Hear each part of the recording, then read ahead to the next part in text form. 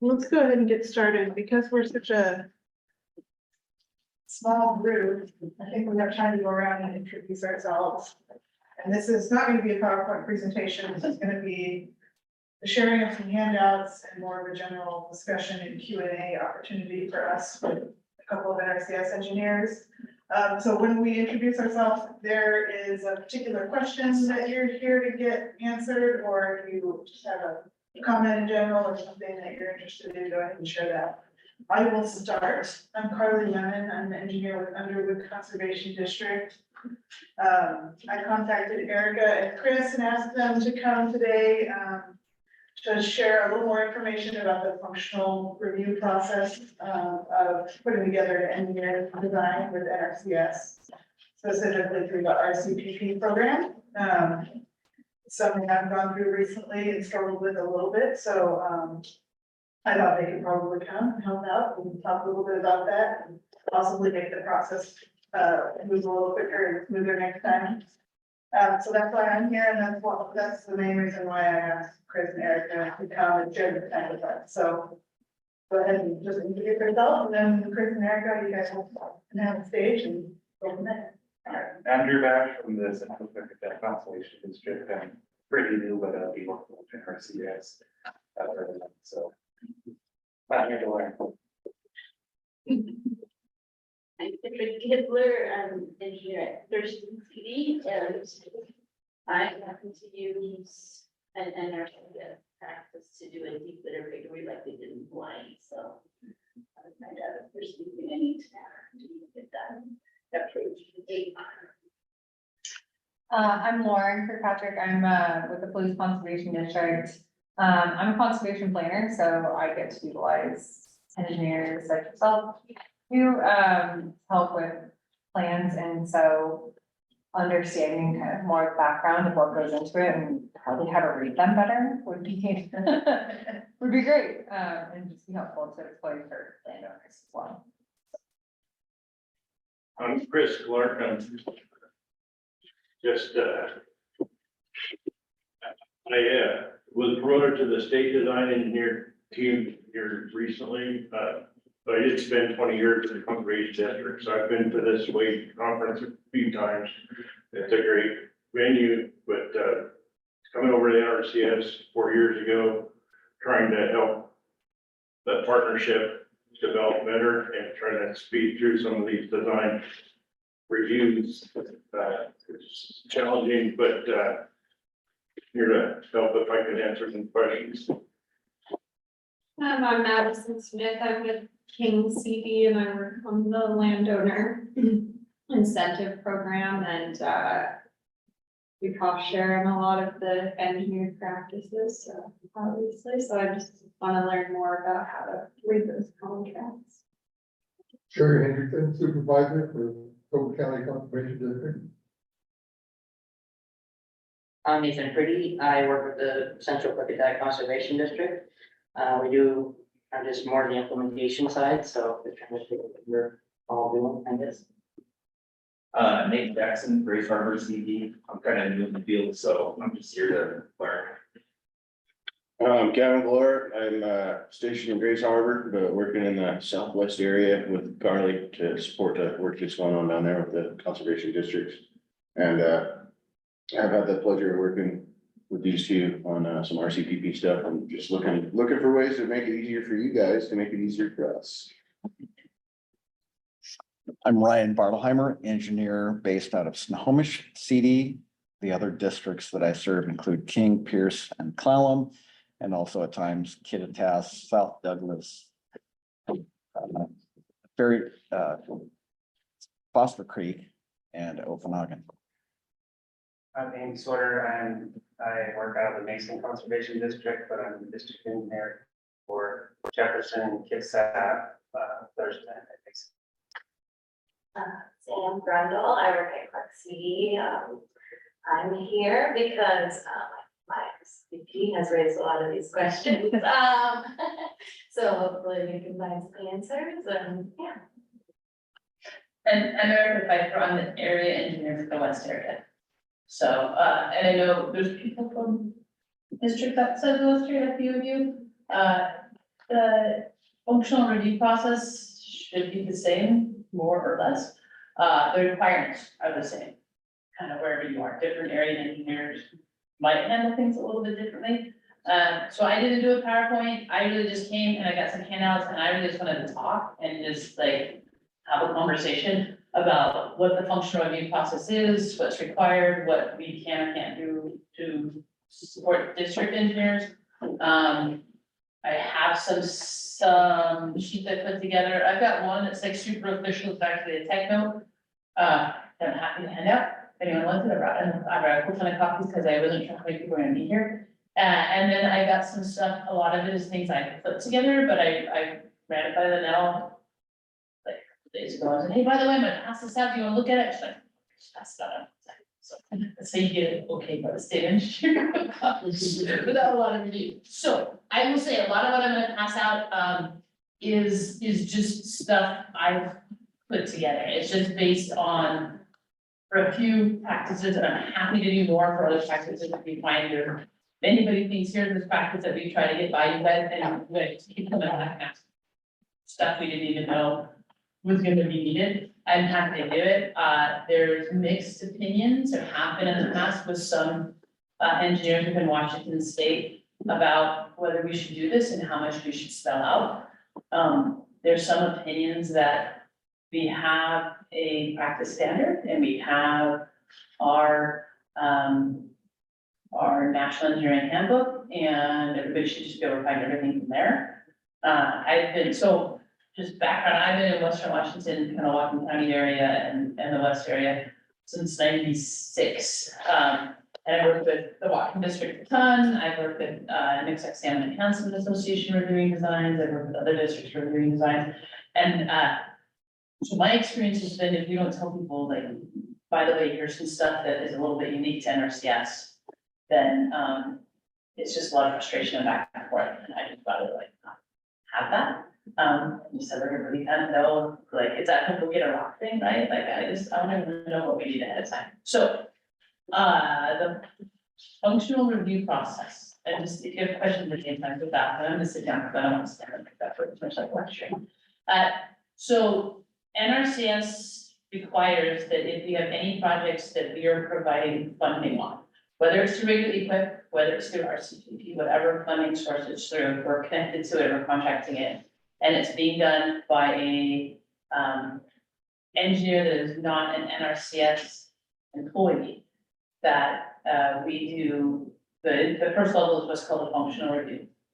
How in-depth a functional review might be, could vary a little bit from engineer to engineer. Some people are a little more looking at things a little closer. Really, the whole intention of a functional review is we've got an engineer who put PE, who put a stamp on this, and we're just looking to make sure we can check the boxes and say, yes, this meets our practice standard. Yes, they have the right building. Yes, they did the things we would expect to have them do. No, we don't see any major issues. Now, I will say, if we look at something, and so that's all functional review is supposed to do. Will this function? Does this look like it's okay? Does this appear to meet our practice standard? It's not, the intent isn't really that we're looking at every single calculation and saying, hey, I think you did this wrong, or maybe before we do stuff. The reality is, with some of these practices, we do look at some things because there are some things that are consistently just a little bit different than what NRCS typically does. And we might ask, I try to differentiate between, this does not meet our practice standard, you absolutely have to do this, and are you sure that you want to do this? Like, because usually we might do this a little bit differently. That's the extent of the functional review. If we have concerns, then we shift into the realm of a technical review. It can be a little blurry because when we're looking at things in the functional review, we really are looking to make sure certain steps have been done, which is a little different. I think most of the district engineers try to do most of those steps, but like, so bridges, I have learned that sometimes, especially like it's getting, that are more consistently doing things like head route. But I would get designs that were like, something that, something on, next I stand at Hampton Association. And see what Tammy had designed, and they're like, yep, we're gonna provide the design, no problem. And then I have a set of drawings that Daryl, who's their planner guy, put together, and they got an engineer's office stamp on. There was no geotechnical, there was no HECRAF, there was no hydraulics, there was no specs, there was nothing. If a PE for their own use decides to do that, that's a judgment and liability call to real estate. But if we're paying to implement the practice, there are things we want to see. So while I say we're just making sure they meet our practice standard, there are things that we have to have. We have to have calculations. We have to have something so we can actually look at those and say, yes, this meets industry standard and meets NRCS standard.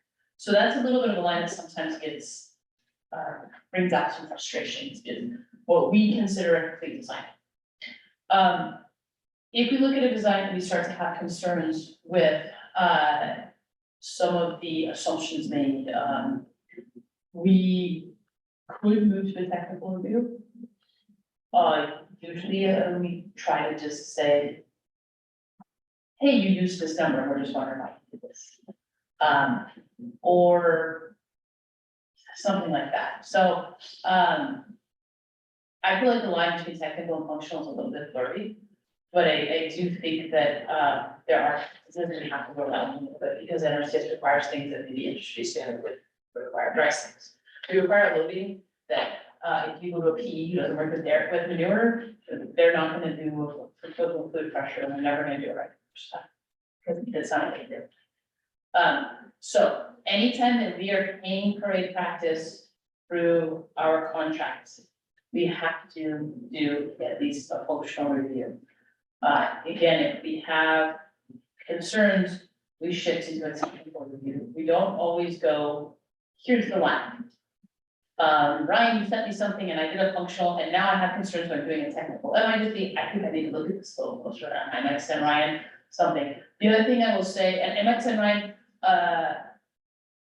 so I like to try to write it down. It's hard because sometimes it's really hard to find the time to do that.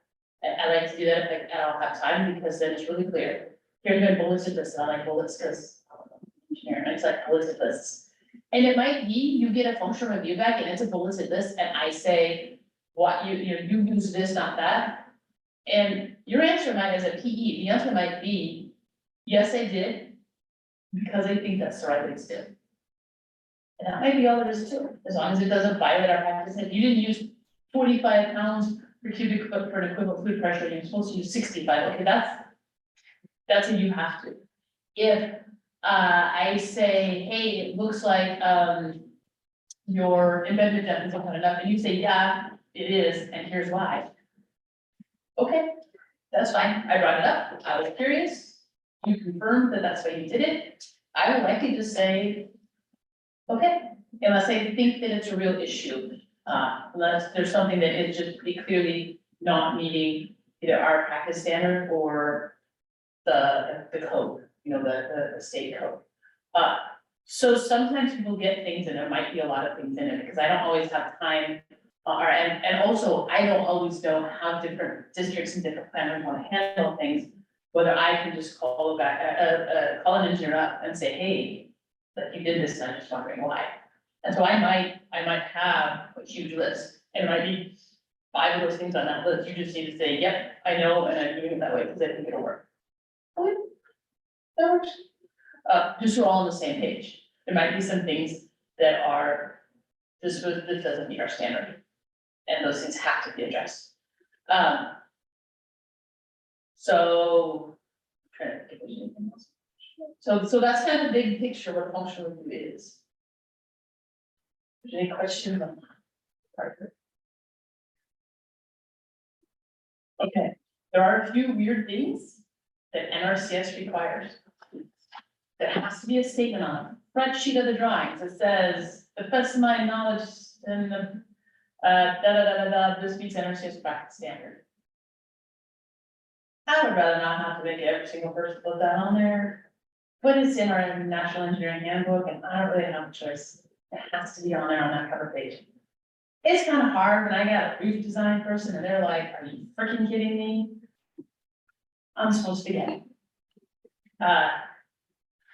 There are, other things that can be just a little frustrating with this, I get it, go and call me and express your frustration, I might be able to say, yeah, we don't have to do that, I might say, yeah, I know, I totally agree, that sucks. It's kind of tough. That's a process, so the other thing is, and especially with district employees and district engineers, what is our role versus your role? And how that works, I have found, is different in different areas. Sometimes it has to do with the kind of contract, but a lot of times it just has to do with how supervisors, planners, I don't know, want things done. So, I will give my opinion. Having worked for a lot of years with districts and contracting on what I think should be done. And this might be different than what's written down in an RCPP contract. So, what I think works best is when you guys are looking at doing RCPP or regular EQIP. And you're a planner, you're an engineer, you're whatever, and you're gonna do a site visit with the landlord. That first site visit, like talking with the landlord, making sure they really wanna move forward. Here's the wonderful realm of working with the federal government, that's fine. We don't need to be there. I do think personally, very early on, even if the RCPP is written such that the district is doing the planning, I think having an NRCS, whatever NRCS person is going to be doing the review out there, or finally signing a contract out there, I think having them and whoever from the district is doing the design out there is the best way to do it. Some planners may disagree with me. If it's an NRCS planner that disagrees with me, that's great that they disagree. I might still say too bad. Wow. And here's why. Because then we're all looking at the same thing at the same time. And we're all looking at the bigger picture we need to look at. Because when I get something, so this is a little more than just a design, but when I get something for an RCPP contract, and it says we're gonna put in a dry stack, and it's gonna be this size, and it's gonna store this many months of manure, and here's where we're putting it. And all they need to do is sign off on it. I still have to say that it's needed and it's feasible and it's gonna address the resource concern. And if I haven't been out to that farm, I got a lot more stupid questions. Because I didn't go out there and I didn't see which way, like where does everything pond up, and how many animals do they really have, and what does the ground look like out there? And yeah, I can spend a lot of time writing that all up. But it's easier for us to just all sit out there at the same time. And I might say, hey, did you think about putting it here? Because I found a lot of farmers, or because it's how different perspective. And so I think that having us all out there, even if the RCPP says that the district is doing the planning, makes it go a lot faster. And the other thing is, having whoever's doing the design out there and whoever's reviewing the design out there allows me and Ryan to go, Ryan to say, I really wanna put it here, and I'll say, well, how come? And he can tell me why, and we go, oh yeah, no, that makes sense, and we can talk about it ahead of time. And I will know coming into it, why you plan for, why I'm getting a dry stack that size for 2 months of storage or 1 month of storage instead of 6 months of storage, and I'll know why it's there, even though that kind of looks like it could be a low spot, and I'm looking on the area, oh, I don't know, water. And why we're doing this hollow walls versus that hollow walls, and then it comes in, and I'm like, oh yeah, no, I don't. You got it. And then when it comes time to do the design, the district engineer has been out there, and they know exactly what we're trying to accomplish, and that, in my opinion, that affects how the design happens. How do I design it? I don't know what's resources. How often can they spread? What kind of factors am I looking at? And then when I get it, again, I've been on the site, or I've at least sat on the site over with somebody. I really like going out and getting someone on the site, but at least I've talked the site over with somebody, and I understand why, when I get it, that it was sized for 1 month of dry storage. You won't get a big long checklist from me that says, typically we design for a minimum of 3 months, typically they design for 6 months, but at least a minimum of 3 months of dry storage. How come this is for 1 month? Or this is on a soil, this map does such a, it looks like this map is among soil, why are we putting it here? Or whatever, these questions that, again, whoever's planning it, they might absolutely know those questions, the answer to those questions because they were on site, and it's a really good reason for doing it. Sometimes it might just be, this is how this guy manages his farm. That's good. So I will say, before we even get the design review, I think design reviews go quicker and a lot better if the NRCS person who's gonna be doing the design review or an NRCS technician or engineer has been out of the site and very early on stage, and I have tried to push this with our planners. I guess I'm used to it, because that's how we always did it up in the Northwest team, like I go out, or Dylan or one of our folks go out first or second visit, and walk around the farm and look at everything that they're talking about doing. So we know why we're putting, where we're putting it, and is this dry tackle really gonna address the resource concern? I mean, like, I don't know, put it at the edge of the creek, and it's all sloped back that way, and everything's just gonna seep up underneath the ecology blocks and keep going to the creek, that doesn't address the resource concern. So, so I have found that's the best way to do it, is like a moment, and have everybody out there be able to look at it. And that, I've seen projects come in where we could have done that step, and we all knew why we were doing it, and what we were doing, and what we were addressing, and what the site looked like, what the landowners, goal is. It would make everything go a lot faster, probably. Hold on, 6 questions that I'm gonna ask you. So, the other thing that we can absolutely do is that you guys are, if anyone's doing a design, doing a plan, and you have a question, be like, hey, I think I want to make this wall 4 inches thick because it's a special site, I don't know, whatever it is. And you're not sure, you're like, but I don't know, Chris or Eric are gonna hit it, just call and say, hey, here's what I'm thinking about doing, and here's why. It's way easier to talk about it in the planning stage and change things then than it is to, wait until you have a finished design and then say finished design, and now I'm coming back saying, what do you think about this, this, and this, and you're like, I don't know, look at, or maybe like, yeah, I mean, I guess, no, I didn't, but is it really worth it? So, so those are all things that are, to me, tied to the functional review, but not like in the box of the definition of the functional review. But those are all things that I think work really well, and as I watch us writing RCPPs, I have brought these things up. I'm not the one writing the RCPP, often, I never, and often I'm not asked to review them. And I get to the end and I'm like, did y'all think about this? And they're like, it's not, don't worry about it, I'm like, no. And then, so those are things leading up to a functional review that I think are super important. I think, the things that to keep in mind, within that realm is, there are some contracting, so all of that, I think that it doesn't matter how you're contracting and who's paying for what and how it's being paid for, it doesn't matter. Any of that, NRCS should be able to go out on site. If you have a planner who says, I can't get our technician out on site because this is our CQP, just they email me. And I'm like, oh yeah, it's fine, we're going. If you have someone who says, oh, no, we can't involve NRCS until the very end, because this is our CPP, I'm happy to have a conversation with my engineering, so I absolutely want us involved. I think that, that those are all things that we can do, that we need to do on these to keep everything going. A few things just to be aware of as designers of this review process, this functional review, is, we are happy, I am happy, I think Chris is happy, to sit down and go over any questions on the design. With RCPP, how much we can do sometimes depends on how that RCPP is written. And with task orders, how much we can do sometimes depends on how task orders are written. At least like how much you can do on paper. So, and it is how you guys, I think, build, and it may be a good point with RCPP, but in the past, we've had situations where we've gone into agreements for, task orders or for RCPP, and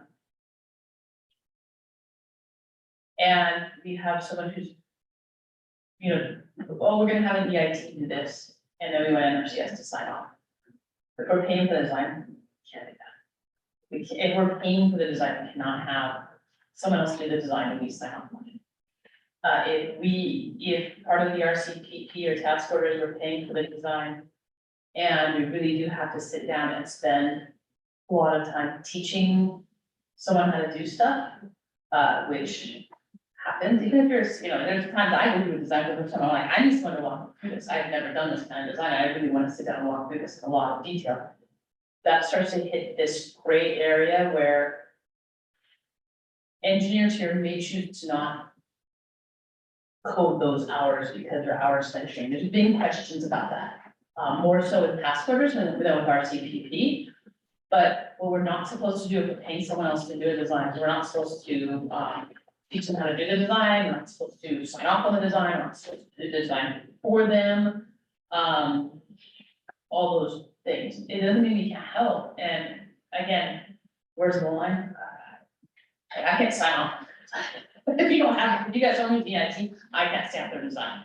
If you've got someone who's doing something for the first time and they're just not sure exactly, or they have questions, I can absolutely do that. It's a little different than within NRCS, and part of the reason we do functional reviews is because of how the NRCS job approval authority system works. Even as a licensed PE within NRCS, I can't do a design outside of job approval authority. Otherwise I'm not covered by NRCS liability.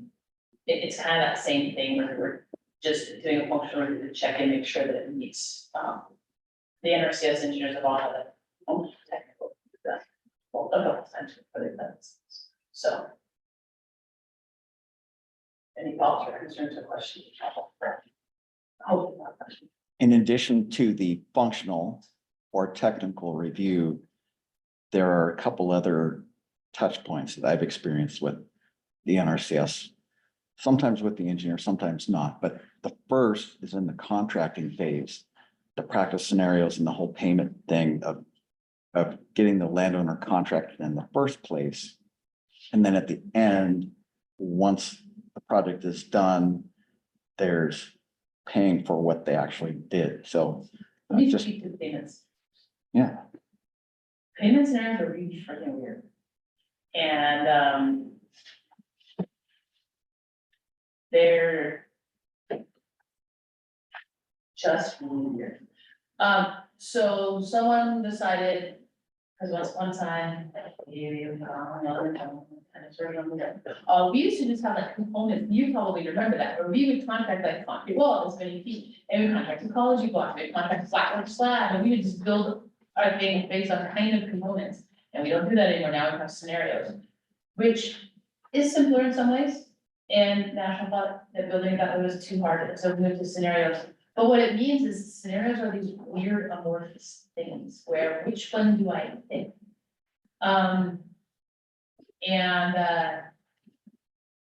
Boy, my suggestion on picking scenarios is just call. First time you're doing something, just call. We have this payment scenario guidance, and I think that might be phased out. And it's really hard because really, square peg, round hole, sledgehammer. That's all the payment scenarios. They build some scenarios. How do they build them? Anybody really wants to know? So they say, we're gonna build a scenario for a small dry stack. And so, like years ago, I built a ton of these. What is a small dry stack? I don't know. Oh yeah, I call it 15 by 15, that's small. That's what we're gonna use. And we're gonna build components. We're gonna say, to build this small dry stack, you usually have 6 inches of gravel, right, in the base. So I'll put that in there and put some numbers in there for how much time it takes to spread that out. And then we're gonna have 6-inch thick slab, and we're gonna have ecology block walls, and we're gonna put a little curve behind it. And then we're gonna look at it, and does that make sense? That seems like not enough money, maybe we'll throw a few more hours worth of worker time, or maybe we'll throw a few more hours worth of piece of equipment time. And then they take that number and they divide it by whatever the unit is, cubic yards. And that's how much you get paid a cubic yard. So if I have a dry stack where I gotta bring in a foot of fill, so 6 inches, that is great. I can't the same for cubic yard.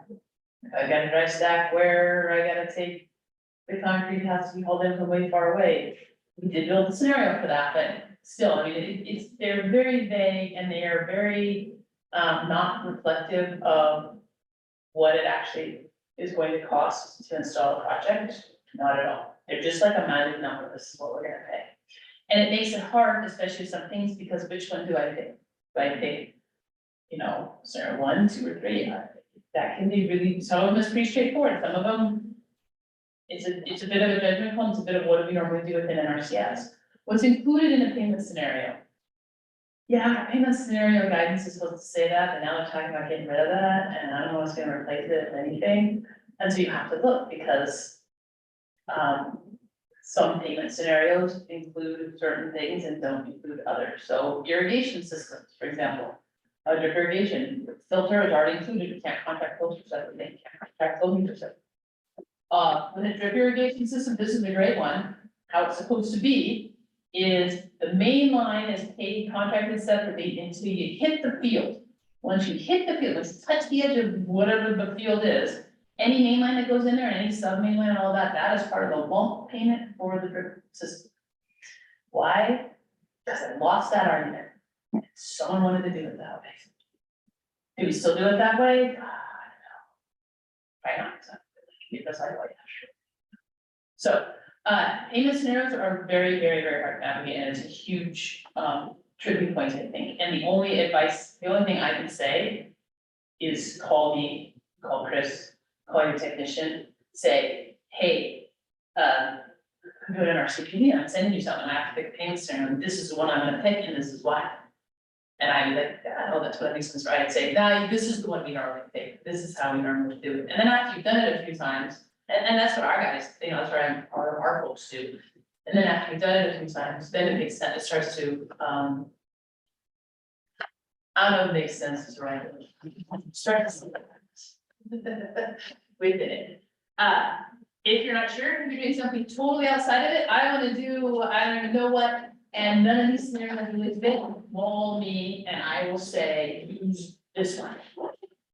Or you will call me and say, hey, I want to use this one, but it's totally outside, I'll say, yep, do it, and I'll send you an email, and you set up, say, hey, Erica said it was okay.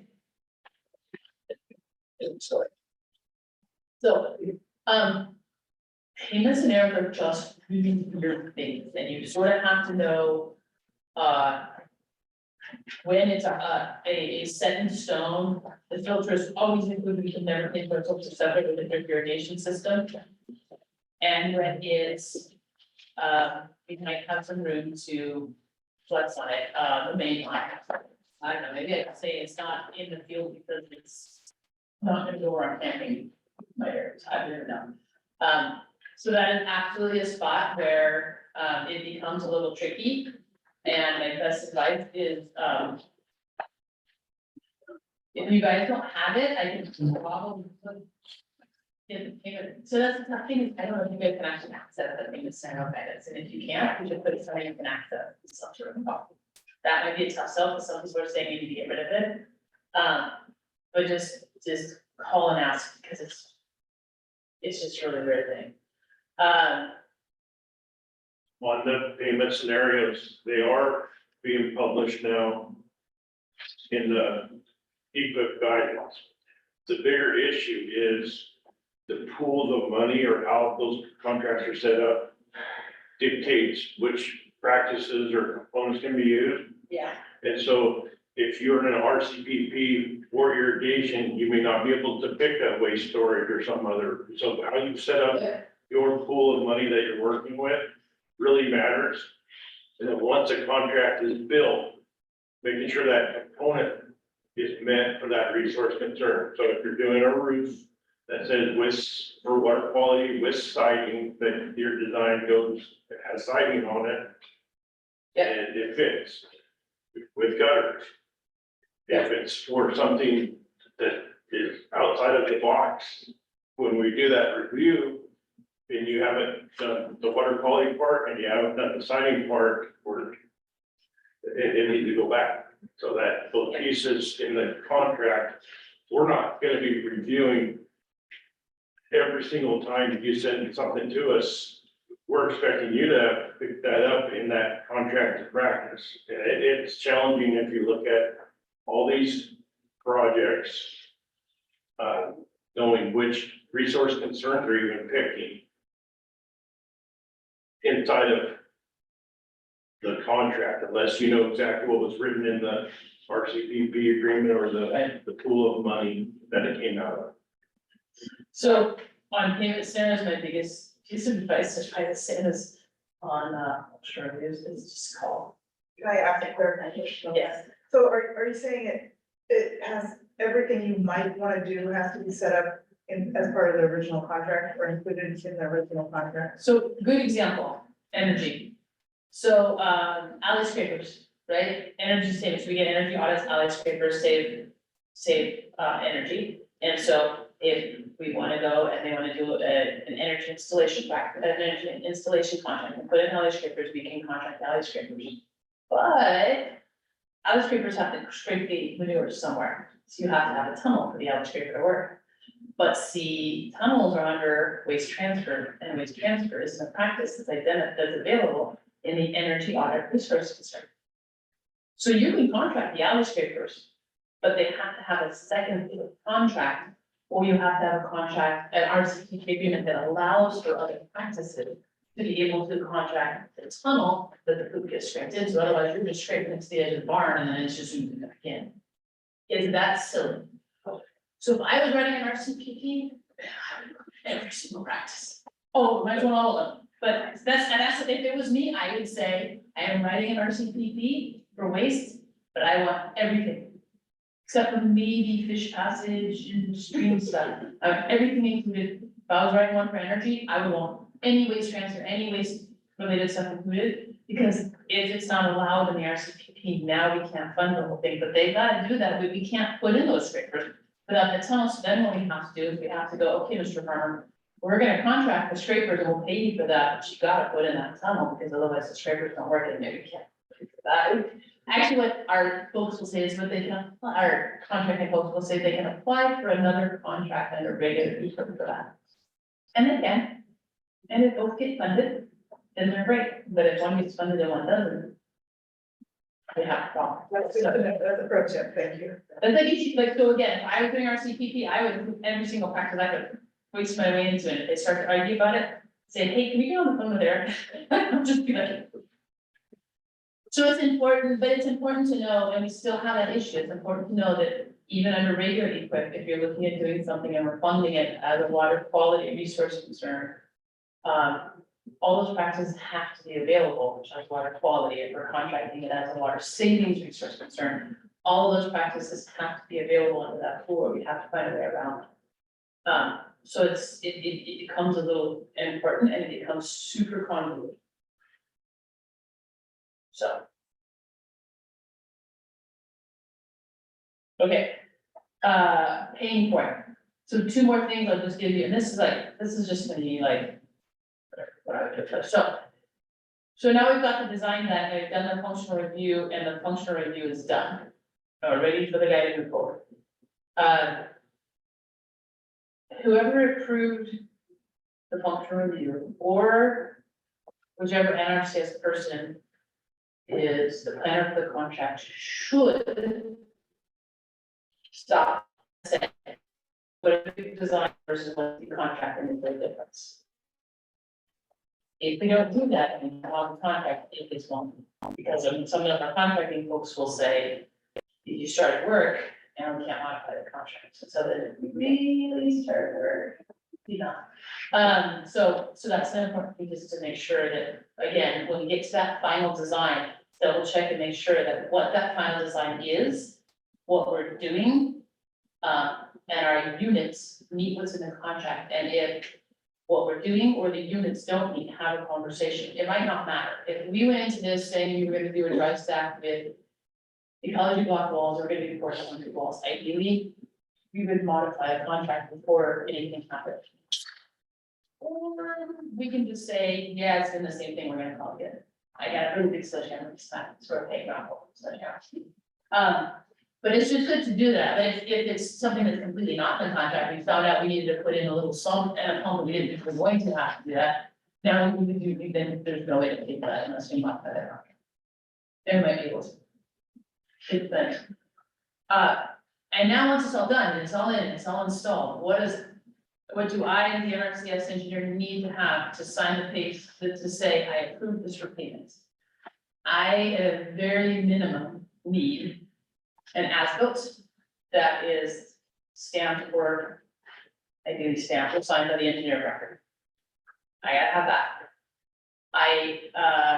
That as-built does not have to be a whole new set of drawings that you spent 10 hours on. An as-built can be as simple as I take the drawings, I take a pen, I go check, sign my name. That is my as-built. I write the word as-built on it. And I sign my name. And somewhere in there, I say, to the best of my knowledge and professional judgment, this practice was installed in accordance to the NRCS practice standard. We have to have that. We had a national review, and I chose to agree to disagree with the guy from national because we did not write that on some of our as-bills. And I said, well, I signed it. How would I sign it? I just said, I would say pay on it, and he said, which did write it down. So you have to have that statement on it. To the best of my professional knowledge and judgment, this practice was installed for this. If you make changes, like something indicated somehow, again, I don't need a whole other set of drawings that spend 5 hours making them look perfect and beautiful. I've seen something on there that says needed 2 feet taller, needed half a foot shorter, moved it over 50 feet, just something, so that you can see where it is. A pipeline is good to see where it actually went. But again, it doesn't have to be something super complicated, so we need as-built, and we need a signed statement, we need a statement that says that it went in according to NRCS design. We need that signed by the engineer of record. If that's a different engineer than stamp the drawings, probably technically we're supposed to have stamp on. Those are the things I have to have. I'd like to have any field notes you might have taken, any pictures you might have taken. It's good to have for a while. I don't have to have that to sign off, but I'd like to have that. That's what we need. We need to double check the quantities. I guess I'll say that. If the quantities change from what was in the design, it's good to have, just have that check mark next to the quantities, but the new quantities written in. You do need to be aware that we pay per whatever the unit is. For some of our practices, it's each. For some of our practices, it's square feet, might be cubic yards, might be thousands of gallons. It's good to make sure that the landowner understands, and that may be upon who's ever doing inspection on this one. That if they change the quantities, it changes the payment. If we design it for 1,000 cubic yards and they put in 500 cubic yards, they're gonna get half money. Pay on what was installed. If we design 1,000 cubic yards and they put in 2,000 cubic yards, we might not be able to modify, we probably can't modify it at the point that it's done. If we can document why more is needed than what was contracted, we can request a modification of the contract and we can request to add more units in there. We can't do that when it's all done in that. I mean, we can't, like, I'll say you can't, I mean, you have to be able to say, this isn't done and now we're modifying it, and really, like, if it's commenced, our contracting goals, that's gonna be about modifying. So you stop work and then contact you and say, hey, we're gonna need more, whatever space, or. Yes, so what I would do is if I did the design and I knew from the design it was gonna be different. That is the best place, before they, like in a perfect world, before they start work, I completed this design, and I say, here's the design, and by the way, Erica, this is twice as big as what we contracted, and I go, that's great, we'll ask for a modification. If we get partway through the process and something happens, we have to move this pipeline over, now we're adding 800 feet to this pipeline. I would not stop work. It takes a lot for me to stop working. I would say, I would make a phone call, hey, planner, hey, Erica, something changed out here, and we're gonna, this is gonna be longer than we thought it was gonna be, and it's gonna be this much bigger, and I'm gonna pull my planner, or however it has to work, the quickest way it can work, I really don't care how it goes, the shortest distance to get it done. And we can say, okay, we're gonna ask for a modification. Now, if it's only a little bit, I think 500, I don't know, they change all the time. I think if it's $500 worth of difference, then you don't have to modify it. If it goes down, you don't have to modify it. If it's gonna go up and it's gonna be a change and it's us paying more than $500, then we probably have to do a modification.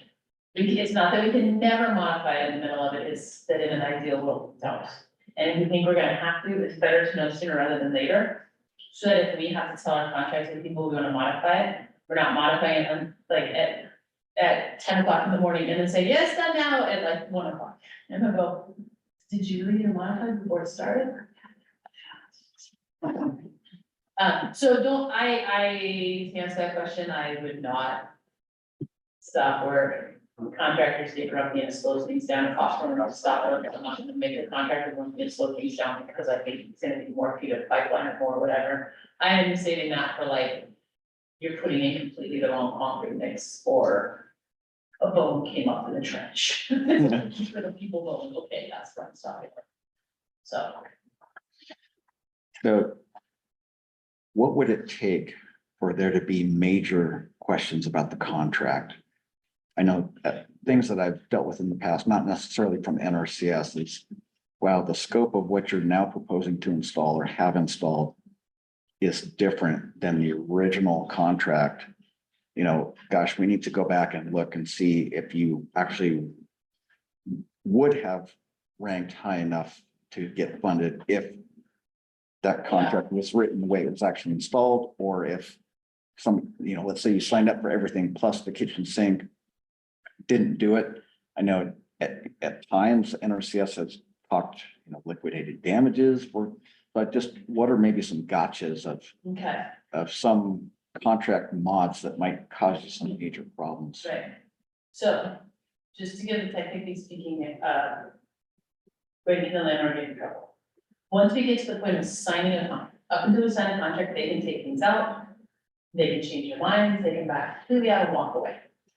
Once they sign that contract, if they want to cancel anything,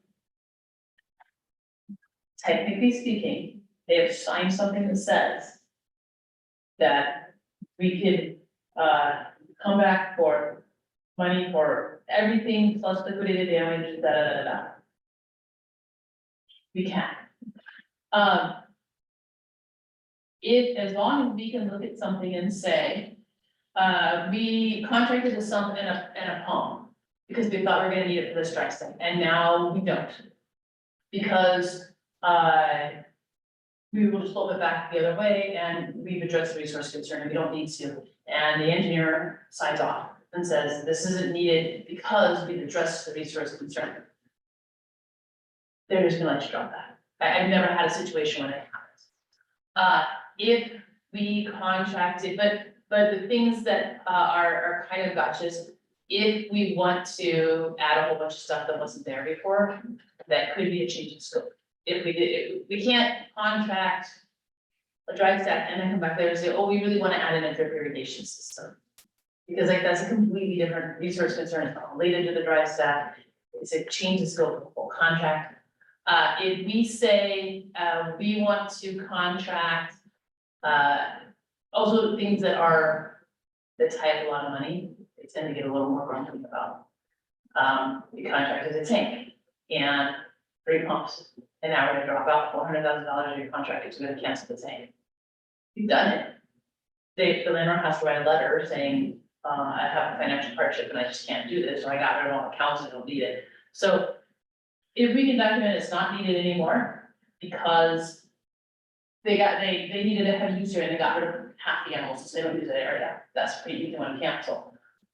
They identified that they addressed the resource concern on their own, so the resource concern went away, they addressed it on their own. Those ones are pretty easy to cancel out, and I have yet to see anybody get excited about those. Ones that tie up a lot of money, or ones where they come to me and say, do we want to cancel this, and we 100% didn't address the resource concern. That becomes a little bit harder. The biggest gotchas would be, we didn't, so right now the way our contracting runs, we can pay for one piece of the system and not the whole system. So, the landlord comes and says, I want to put in stock water, I want to put in pipeline and a trough. And we put the pipeline in, right? There's 1 inch line, it's all in, we put in. 3 miles of 2-inch line or whatever. And then he said, yeah, I don't want the tanks, and I don't want them to be stared at, and I don't really want to put tanks in on my own, because really I just wanted to be able to irrigate my, crops out here. That's a gotcha, that's a, you put this in and you didn't even really put it in to address this resource concern, and there's zero way I can argue that turning on this spigot with no tank there is going to address a stop water and resource concern and a rotational grazing resource concern, like, it means throw me a phone and buy 2 or 3 tanks that you can move around. You know, so that would be, it would be those kind of things where typically it would be, you put in half of what you really need to put in and what you have isn't gonna work. Isn't gonna address resource concern. Energy use. Energy is, yeah, so if we get an energy, yeah, that's a good one. So if we get an energy audit and they say, I wanna get funded because I want. And so I'm gonna put in everything that's in my energy audit. We rank that based on, there's questions around, money, like the, and CO2. And if we take out half of those things, now we may have majorly changed the ranking. And that's probably gonna be a problem.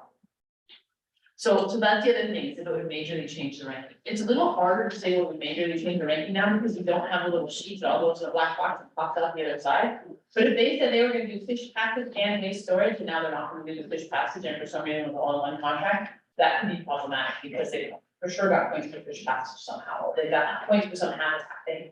Those are the ones that just become frustrating and for landowners, but that we have to do. The as-built units is very important. Because of the different component pounds versus feet, but sometimes we need both. Yeah. But then also this modification question is on the right land unit. So if the contract for the pipeline is on land unit tract 5 and you've moved it to tract 6 because that's a better location, that can be a That could be a huge issue. problem, even if it's in the same farm, owned by the same people. If we're moving it from a field, one field to another field, and that other field is not in the contract at all, that's gonna be a problem. So again, if we think we're gonna move things, talk to the planner ahead of time and make sure the NRCS planner knows where it's going, and we're not moving it to land that is not in the contract. And that's one of those, the legal deal on it, that is one of the main. And that's not something you guys have done, that's not something I would do. So that's something where we just need to make sure if we're moving it a long ways away from a completely different field, that we're letting folks know. It can be off the driveway. If on our field driveway. Yeah. It's the same margin. So moving locations significantly is just something to double check on.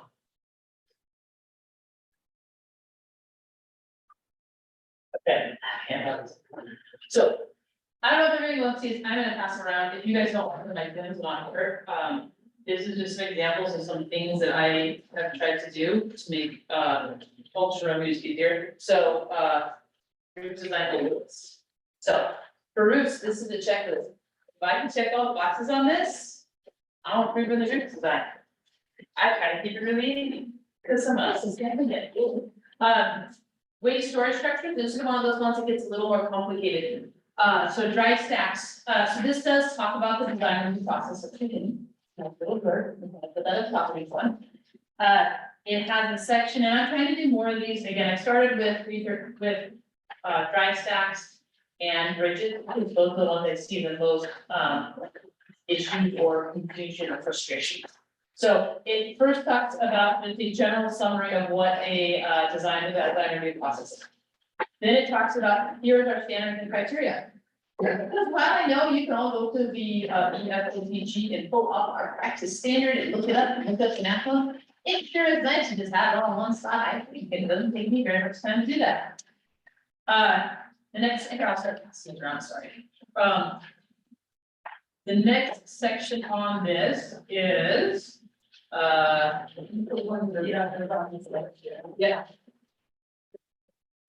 There you go. The next section on this one is, and so, okay, so design requirements, these design standards I have reviewed, the design has to follow these, has to. It's a requirement. The next section on here is items to note. That's my little section.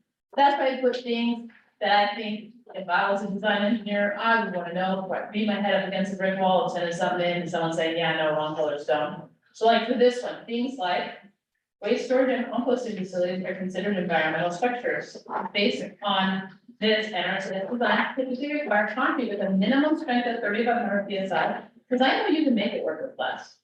And a 6-stack concrete mix. And then I also have this reinforced concrete strength attached. Because I know from having reviewed design, you can make it work with less. But that's what we require because if we don't have a 6-stack mix or rebar structure, we can start to grow from the way the rebar. I also put NRCS design, required design elements. What do I need to have for this to be an actual design? I've given someone everything they need, full drawing set, there's our fancy little statement. Materials and construction specifications as needed. If you're doing the inspection and you think that you can just put them all in the drawings, that's on you. You typically do complete separate spec packets. That is not needed. Design calculations stamped by the engineer of record, we do need those. I know that we're probably one of the few agencies that does, but we need stamped calculations, just because that's how we can easily double check that the right design standard is used. Operation and maintenance plan, although we can probably do it if we have to, we have standard ones, they're all on the web. And then if NRCS is completing the inspection, a construction inspection plan may be required. If I'm not inspecting, I'm not gonna tell you, you guys have a plan on how you're gonna inspect the stuff that you design. That's up to you. Maybe you want Maybe a grab stuff there. And I'm gonna pass this around, because if anybody wants it, if anyone designs that wants to see our CS 42, they're available, that's what we use.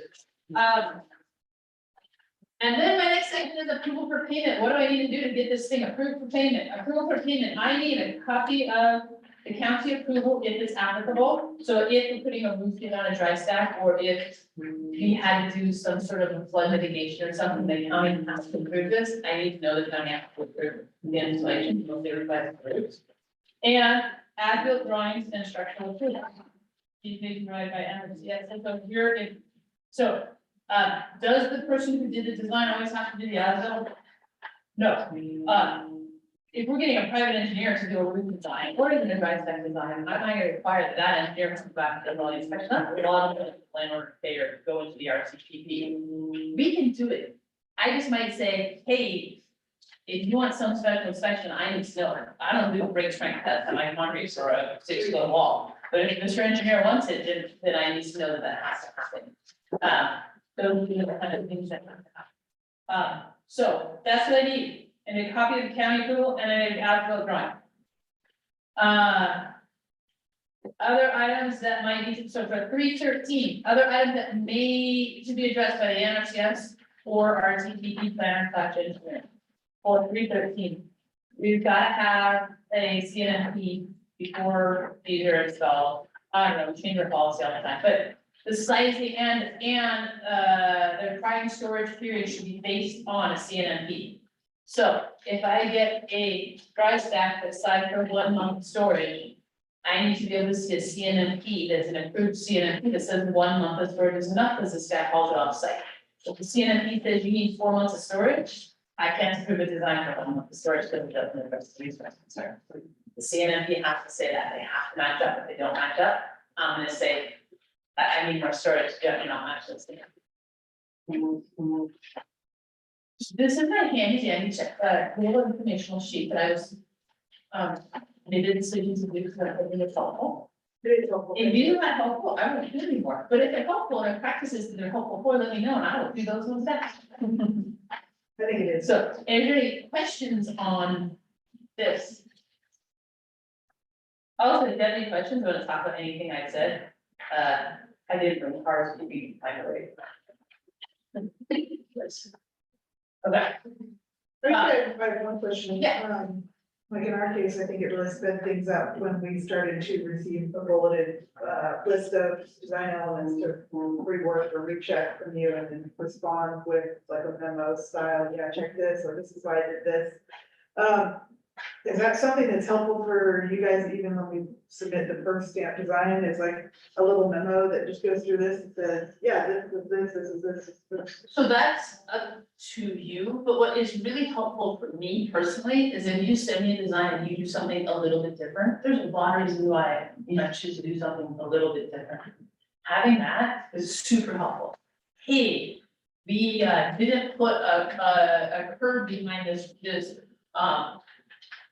ecology block wall and this giant dry stack because they really have tiny equipment out there, we're not worried about it.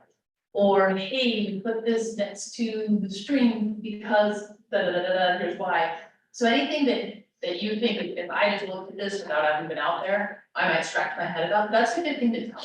Because a lot of times when I do the bullets, some of those items, again, it's just because I haven't been out there, I don't know how you did it that way, there might be a perfectly good reason for it, but it's just something I'm seeing that makes me go, wonder what?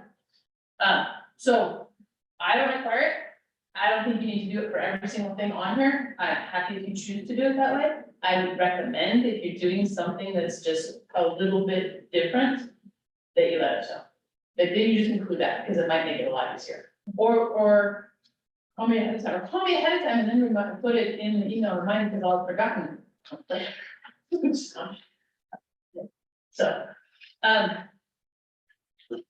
So yeah, so that's that. I have another one for bridges. For anybody who does bridges, I have a whole bunch of stuff for bridges, because bridges are fun. I apologize, this printed out really tiny and funky. I don't know why. My printer didn't like me that day. I can get any of this electronically, if anyone wants it electronically, to share, you just have to, don't tell me now, like email me, because I will forget by the time I drive home. So this is my bridge design checklist. These checklists I actually did run by the state office, because when we first started doing this, I said, look, I want to be able to say, this is the minimum that I have to have. These are the things I need to have, I need to be able to check, to make sure I'm in it. So I try to do that, so I can document it, and then this is the bridge, work as in passage, design statement of work. That's what I'm calling them. I don't know, some of the price on me, I can't call them that, but that's. Don't get hung up on it, doesn't really mean anything, because that's, it's too like a. The other thing I have, if anybody wants it, who actually does. Bridges that I have are, I have a whole bunch, because those are just good one. Second note 28, structural and traffic control design guidelines for bridges. This is official.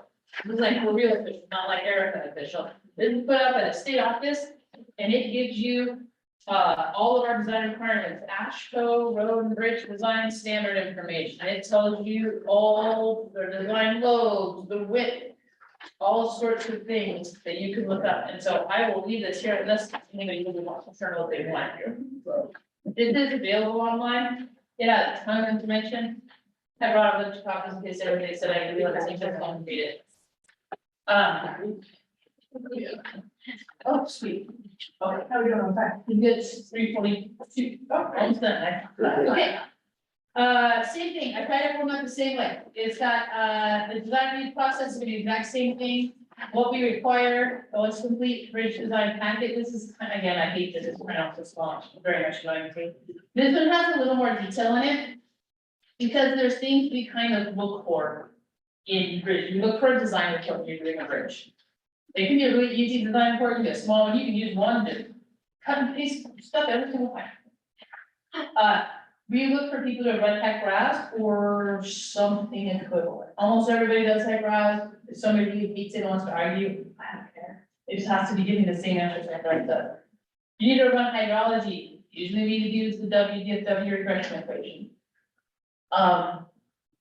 I pulled out some wording that was in here. Eventually, if the state officer visa is possible, go back in and requiring that you use a reference reach to correlate the regression equation data to real world data. I do that. I don't just run the regression equation and use it because it's got a factor of, it's got an error, margin error, of like what, 75% or something like that on some of those. That is not a thing I will kick it back for. That is a review determination. You are saying this is gonna be okay and you're stamping it. If you'll go out and find a reference reach and shoot ordinary high water and do some stuff to make sure you're comfortable that the flows you got from that regression equation are right. Unless I see really big concerns for some reason with that. That's on you. I recommend doing it with either regression equation or something similar, need HEC-RAS or something similar. And either printouts showing where the before and after the existing condition and the proposed conditions, what those water elevations look like. Some folks really like to see what if there was no structural water elevations. I'm not gonna require that. WDW sometimes wants, some permitting will ask for that. I'm only requiring what I actually have to see to say we're not having an effect. And what I'm really looking for with these, with all of it, especially these, is that whatever we're doing does not have an offset effect. We're not backing water up, we're not speeding water up, we're not gonna scour anything. And the bridge is gonna be stable and it's gonna meet the WDW requirements. We are, we do want a design report, again, it talks about that. Some of it may be, some of the design reports for some of these may need a lot more information than others, right? It may just be, I look at the channel stability. I don't know. I want something. Then if it was, I just looked at it and I think it's fine, and I'm not gonna run a scour analysis because I looked at the site and there's no scour on the site. This still fits right in there, right? Maybe there's sites where it's just like, yeah, it's all mud bottom and there's no scour anywhere and it hasn't ever moved, and so therefore I'm not doing a scour every line. That's fine, now you documented it, you're an engineer of record, the scours, that's up to you to figure out. So I have all these sections, please, I do want, again, if there's a section that really for your site doesn't apply, leave it out, or just say, like, we didn't do this because this is low grade and I'm not worried about scour. We do want geotech analysis. Any of these ones we're designing, we can absolutely get our drill rig out. As a matter of fact, I really want the drill rig out before we even go to contract. Because the foundation soils is what's going to change the cost of the structure by a lot. You just have to let our planners know or us know. Type quicker just to let the engineer know, but I don't like mess with the chain of command. I'm just about going to the person who I need to talk to, I don't really. Let us know, hey, we've got this site, and if it's gonna be in our RCPP and when it looks at, I would like to get the drill rig out there beforehand. You can come to us and say, hey, I got sites that might be sent up for RCPP. As long as you give me that information, I have two that are absolutely already have applications in, those two are gonna be a higher priority than I've got 10, and maybe they might consider it possibly. I still put them on there, but they might be a lot lower. Also, just for information, if you say, especially because it works a little different for districts and just for some engineer, like just random engineer. If you guys say, hey, I got 3 sites and I really don't know that they're gonna qualify, but I really like to see what the foundation, like, I don't even know that I don't think they're going to become contracts. I think we're gonna 100% fund these, and we're not gonna use any NRCS money, but I'd like to get a geotech analysis out there. So let me know, and we can put it on the list. Full disclosure, it's at the bottom of the list below the ones that we know are like, that we know we have applications on. We put it on the list, we can almost always fit them in unless suddenly I start getting like 20 a year. But if we got a few, say, handful a year, we can probably fit it in, make Joe happy, we can come over and drill other sites and there's time. I just need that information, it's just good for us to know that. One more thing that has come up for me recently, it's a combination of funding source and permits, namely a nationwide core permit. And that is considering future climate change. So there's a WDFW tool where you can click on the map and it'll tell you a wild guess. How scientific it is, I don't know, but it's somebody's guess of future changes in bankful width and flow and those sorts of things in some future time period. You don't necessarily have to completely abide by that, but you have to consider that in your design. So keep that in mind. You might have. Yeah, and we don't have anything that requires that we design, but we do need to kind of stick with industry requirements, and it is good to check those things. So, one of the things I would really like to throw out there for the RCPP things, especially if anybody's working on stuff that you haven't worked on before, or you're working on NRCS stuff and you get feedback and they're like, well, Jesus Christ, now I gotta freaking over design this thing, fine, here you go, Fort Knox, right? That's what you want, like, just call us first. and ask us and talk to us, because sometimes you're like, yeah, you gotta file ACI 360 for slabs. But really, I just do a 6-inch concrete slab, and or you already 18 inches on the center, it works. You don't have to care, listen, you give me that, I'm gonna go, yeah, that's fine. Or, you know, if you have questions on the footing or the whatever, it's good for us to talk, because we don't want these over designed. I want them to meet minimum, they have to meet our practice standard. I don't want to over design, so if you get feedback that makes you feel like you are having to massively over design something, please call us and talk to us. The answer might be, yep. Yeah, massively over designed, sorry, that's just how it is, that is just the way it goes. And sometimes it might be, oh yeah, I didn't really, you know, think about that, absolutely see what you're gonna do, as long as you're comfortable signing it, that's good, you go, you do you. So, My question, I'm sorry, I stepped out and you may have already answered. The seismic calculations for farm structures, if you look in the IBC, they're exempt from seismic, but yet, yeah, so I think Joe Lane put that in there.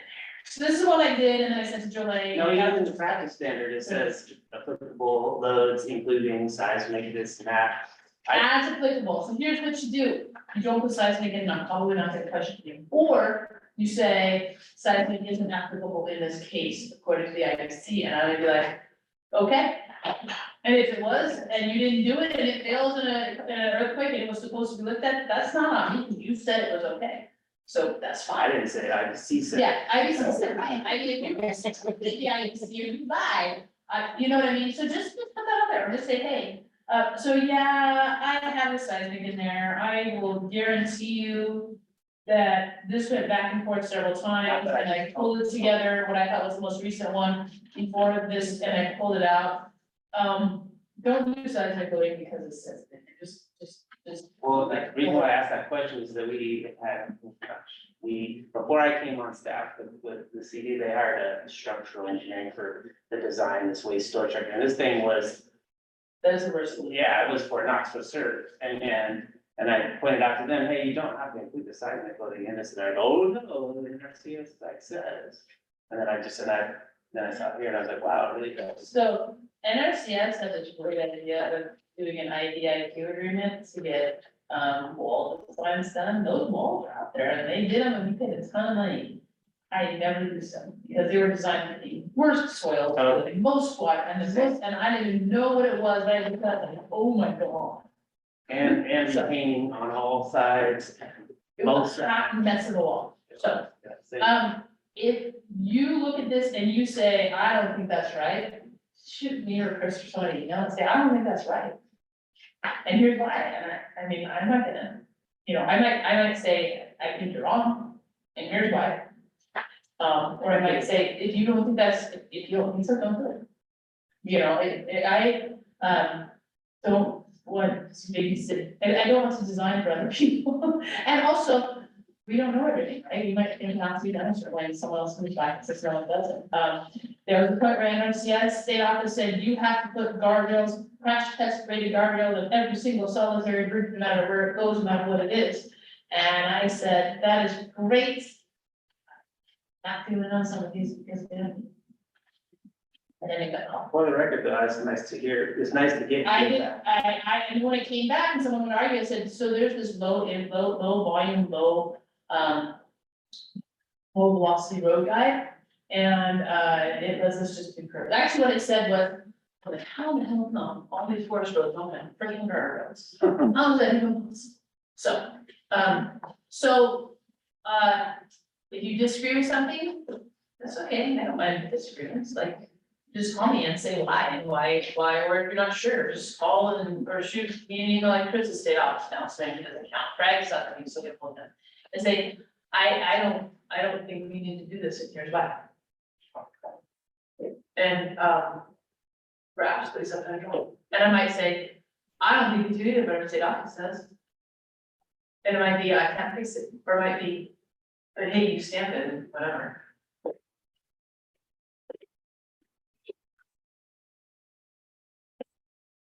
Yeah, you're good. I'm gonna look at that. I didn't have PowerPoints or anything. Yeah, well, Thank you. before we go to break, I just wanted to say, Erica put a lot of time into designing the checklist and preparing this for us, and Chris too. Thank you so much. We really appreciate